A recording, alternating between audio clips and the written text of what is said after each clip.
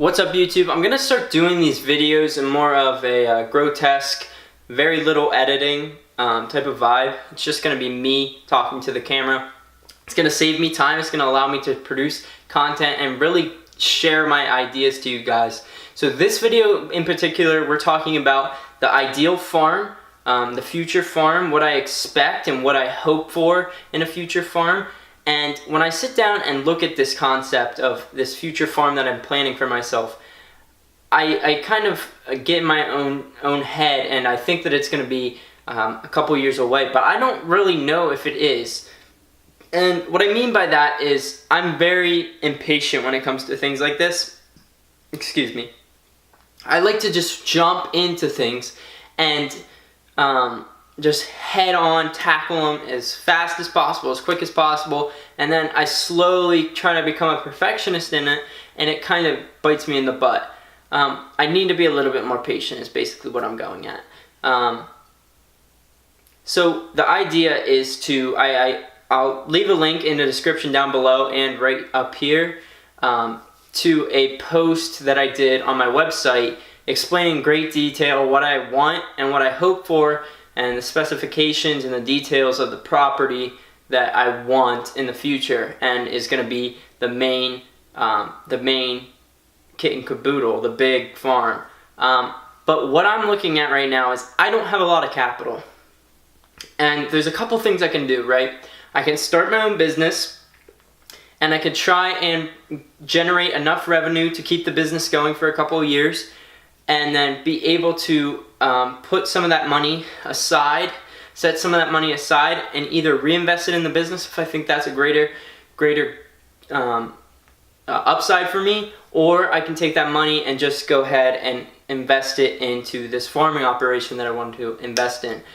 But here's the other thing I could do. I could just work a job, work with a farmer. I have a lot of local farms that I could easily work with. I'm in the talks with the aquaponics guy that might be interested in allowing me to intern there. So we'll see what happens. I don't really know.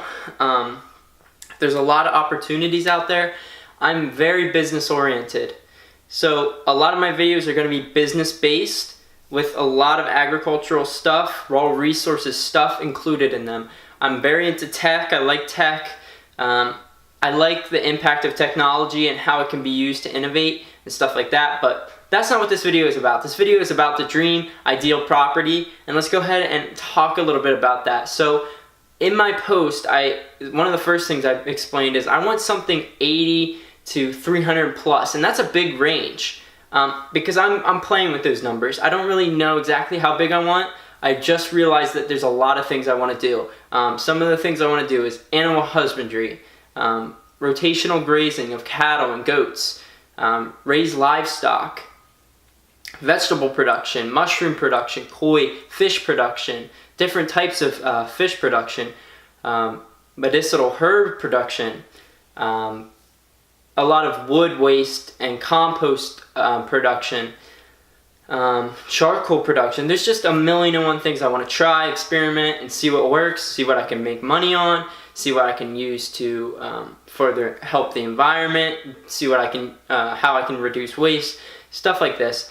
And there's a million and one things I want to do, but I realize that I need to hone in on a couple to start and just kind of take it slow, because I'm very impatient. I just want to go, go, go all the time, and I need to slow down a little bit. I'm very hyper and ready to go. But I realize that I need to slow down. And that's where the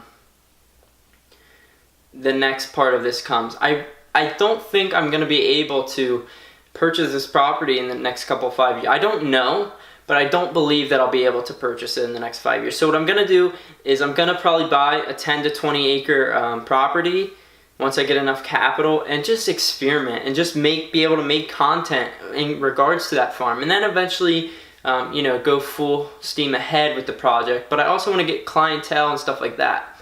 So some of the other things I shared on my website were I want it to be in close proximity to a major city, within, as close as possible, but there comes a threshold. It's usually around the hour mark outside of a city that the land just comes significantly cheaper than closer to the city. So I'm looking probably around an hour from a city, major city, and that allows me to come in close contact with clientele. I can be very, very close to my clients in that major city, chefs, grocery stores, a lot of the big stuff, and it allows me to not only expand my farm business and focus on my farm business, but any other potential businesses down the road, I can focus in on that clientele of that particular area. And I think it's just a lot easier to do it that way, where you don't have a lot of you don't have to distribute all everywhere. You can just distribute to one location or two locations that are very close by. And that's the whole idea with the major city. Some of the cities I was looking at were Raleigh, North Carolina, Washington, D.C. was interesting. Right now I live in Pennsylvania, so I'm thinking East Coast, maybe central United States. I'm not really a West Coast guy. I haven't really experienced it, but it's just not me. Nashville, Tennessee is a big one.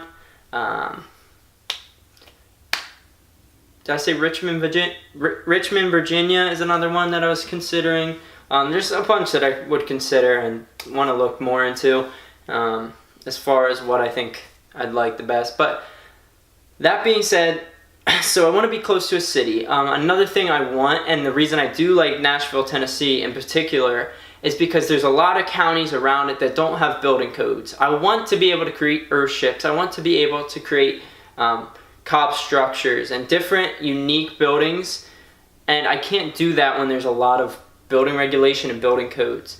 Not to say that a county with no building codes is like ideal. It's not, because then you have a bunch of neighbors that aren't utilizing that, and if you ever go to sell your property, which I wouldn't if I bought this property, but if I ever went to sell the property and I had stuff like this that wasn't up to code, it might be harder to sell. And that's the big idea with that. So I really am into it because my plans are to buy a big tract of land, so it won't really affect me and I won't really see my neighbors too much, and I can build an earthship, and there's tons of plans that I have. But so that's another one. What else did we have? I'm trying to think. I want to have some sort of spring on my property. I don't think that's too much to ask for. Some type of water source. And just a diverse landscape. I don't want just flat. I want something a little bit hilly, a little bit strange, a little bit interesting. Some flat areas, obviously. But I don't want something just plain flat. Previously farmed soil and land. I want something unique, something different, something that's going to give me a challenge, that's going to be fun.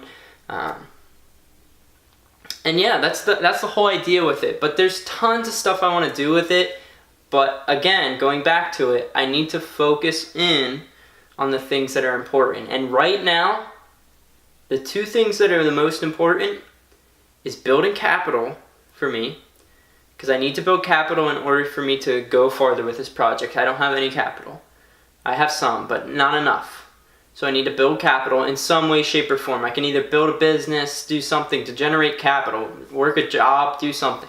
I need to do something to generate capital. That's the first thing. And the second thing is I need to focus on growth with this channel. I'm going to try and build this channel slowly and surely over the next couple months. And then eventually when I build this big enough, I'll already have that audience when I go to apply and buy a farm and start building a farm. I'll already have an audience. I'm not starting from nothing. I'll have something. And there's going to be a ton of unique videos coming. I know I don't own a farm right now, and it's kind of frustrating for me, as I'm sure it is for anyone that's trying to watch, that's interested in farming, and it's not really anything to do with farming. I'm in my house. But I really do think that I can create some unique videos, some interesting videos, and I'm going to see what I can do about finding land. Whether we have to rent it or do something, lease it out, I'll find some land and I'll get back to you guys. I actually have a video and an ebook coming out. It's going to be free. It talks a lot about buying land. I've done a ton of research, took a class on it, buying land and finding land that's affordable, and where you can get some deals on land and stuff like that. So if you're interested in that, I'll leave a link down below to that video once it's published. Right now I'm currently working on an ebook, so it might be a couple more days till I finish that video. But yeah, I hope you guys enjoyed this dream property video. I know there's a lot of stuff said and a lot of stuff thrown at you in this video, and I know, again, I told you I was going to do it kind of grotesquely. I'm not going to really worry about editing. I'm just going to put this video up. I don't want to waste my time trying to be a perfectionist. The name of the game is speed, right? If I can do something 96% well and spend 2 hours less time on it than trying to get it to that 99% where I think it's good, you know, perfection is subjective, so I'm just wasting time essentially. Whereas I can just be pumping out content for you guys and giving you guys a lot of good information rather than trying to beautify it. So that's where I stand with that. But I hope you guys did enjoy this video, and I'll be sure to see you guys in the next one. I'm going to be making more videos soon, like I said, and I'll see you guys later. Bye.